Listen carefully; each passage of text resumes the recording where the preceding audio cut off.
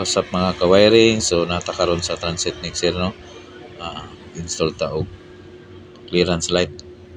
Tapad diri sa backlight kay ang request man ng driver nga pabutangan kay para hayag diri sa likod sa kawasanan sa hold up. Okay. Para makita po lang iyang pag atras na makita ang clearance sa dalan. So way paglangan-langan ako nang gi-splicing o akong gi-fix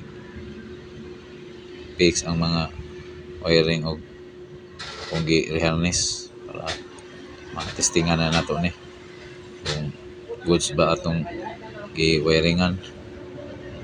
So talia diha og harness para ato na ning testingan para makita na sa driver sa kahayag sa iyang gi-install nga suga. Sa mga solid followers na ako no, salamat kayo sa mga walang sawang pagsuporta. Unta padayon lang gyapon mo sa pagsuporta nako. Wala di ay. Inquisition. Ana, okay na. Klaro man kayong 49.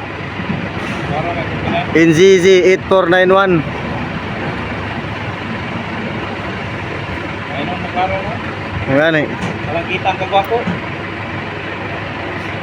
Gwapo lagi. Kita ang kagwapo sa... Gwapo-puot.